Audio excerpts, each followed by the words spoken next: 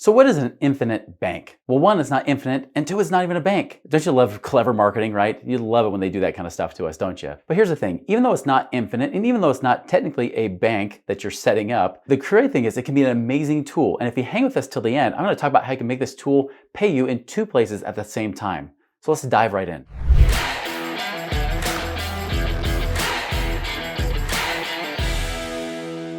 All right, so first and foremost, infinite banking is not for everyone, okay? So let's talk about what this actually is. Infinite banking, Nelson Nash was the one that kind of came up with this concept and gave it its name. It's a strategy that's really been used for years. Banks have used it, companies have used it, but he would try to get it to the masses, to the average Joe, so to speak, right? And so as a result, he said, let's figure out a way to use this whole life insurance policy that's not just a death benefit, but also has a cash value. It has cash that you can actually grow. It's like a tax-free savings account inside of it. And he said, well, what if we can use that money to finance everything, right? Instead of getting bank loans, you can use your money to go and buy a car, and then you could pay back the money into the policy or into that cash account as you're paying yourself back. Kind of the same thing you did with a savings account. If you liquidated your savings account, but then you had to replenish it again after you paid for that car, same kind of deal. And you talk about doing that with houses and everything else. Now, granted, for our strategy, when we talk about max ROI infinite banking, we're not really trying to use it for cash for everything. That would be like the Dave Ramsey method, right? You know, living on rice and beans and hoping you live cheap enough through the whole life so that hopefully someday you might have something left over, right?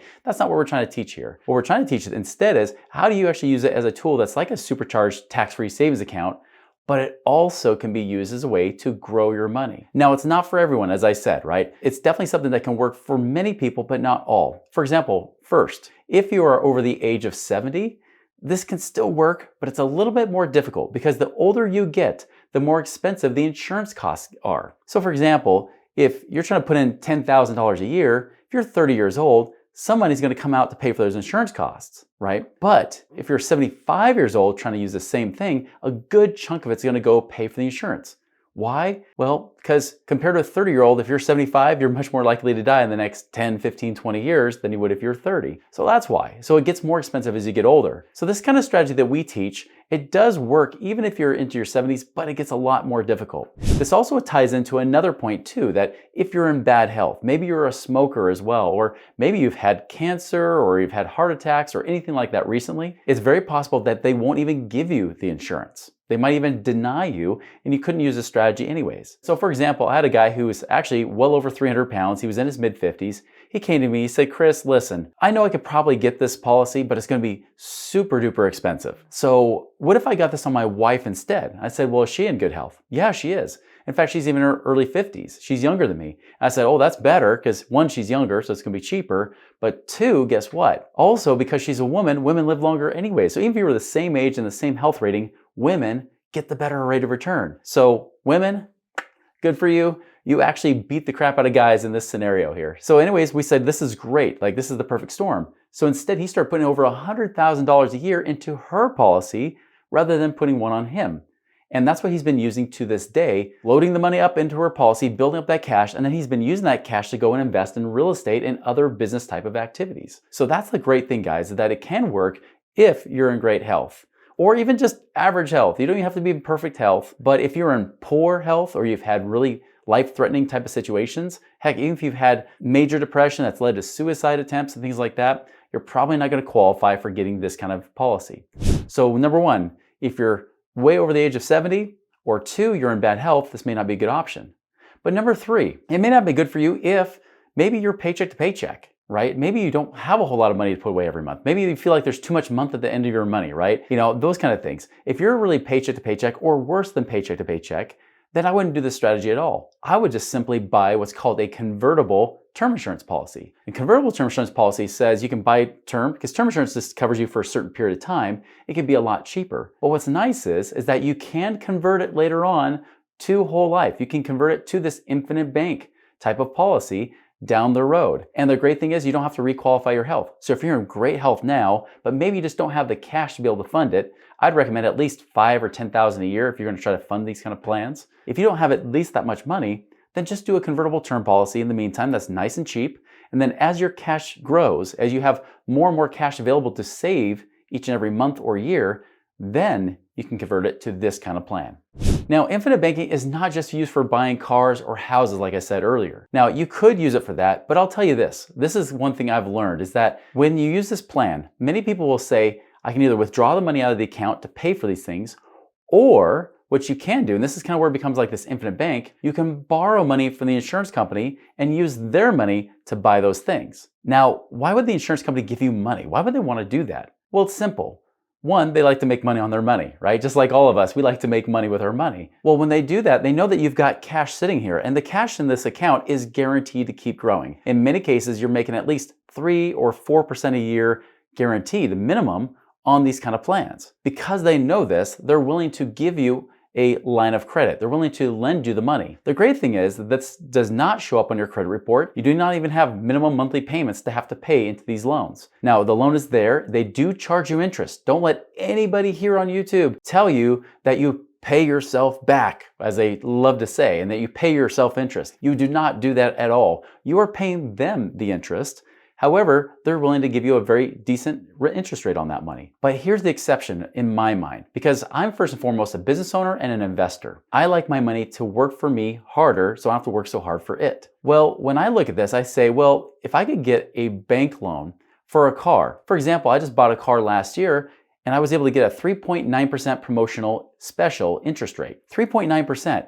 That's cheaper than the loan rate, which is usually with insurance companies right around 6% or so right now. That's way cheaper than what I get with them. Now, if I'm going to do that, if I can get cheap money with a bank, I would rather leverage the bank's money to get it cheap and then have my money working for me by investing in my business or investing in other investments that can then pay me cash flow and returns, and I can make more money with it. Because the truth is, you only have so much money to use. If I'm going to use money to invest, I'd rather use the money that I have in my hands right now to make more money. But if I can borrow the bank's money, especially if it's a decent rate, and I think a decent rate is anything below but roughly about 8%, I'm going to leverage their money. Now remember, when Nelson Nash was teaching the whole infinite banking concept and using your own money instead and getting a loan from the insurance company, he was saying this because back then, in the 90s when he wrote this book, interest rates were very, very high, much higher than they are today. Believe it or not, even though you've seen them go up in the last few years, it was way worse before. It was not uncommon to see like a 10% car loan, maybe even higher. So of course, when you think about that versus getting a lower interest loan through the insurance company, it can make sense. And remember, a lot of people are debt adverse too. So those that are very debt adverse, they just do not want to owe anybody any kind of money. Well, this could be a better option for them. But the truth is, again, I like to use leverage. I like to use things wisely if I'm going to borrow money, but I like to work harder for me. This is why I'll get bank loans for cars. I'll get bank loans for mortgages. I'll get bank loans sometimes even for business, depending on what the terms and the rates are. But other than that, things that I have to actually use cash for, then I can use my policy to go and invest in those kind of places. All right, so let's talk about how you could make this more infinite, right? And not the way that they always teach about using this as almost like a bill pay account. By the way, do not use this to pay all your bills. Don't believe that you should throw all your income in this at all. That's not how this should be used. Here's how I use it personally. First and foremost, one, I use it as part of my emergency fund. Because the truth is, I don't want my money sitting in the bank earning nothing percent, right? I want to make more than just nothing on my money that's sitting in the bank. I remember my wife, she said, hey Chris, I want to have at least $400,000 that we have just sitting in the bank that we don't touch. It doesn't get invested, doesn't get used anywhere. It's just for in case the world blows up. And I said, well, we could do that, but $400,000 in our credit union earning 0.1% means I make $400 a year in interest. On top of that, I get taxed on that interest anyways at the end of the year. And so really we walk away with $250 or $300.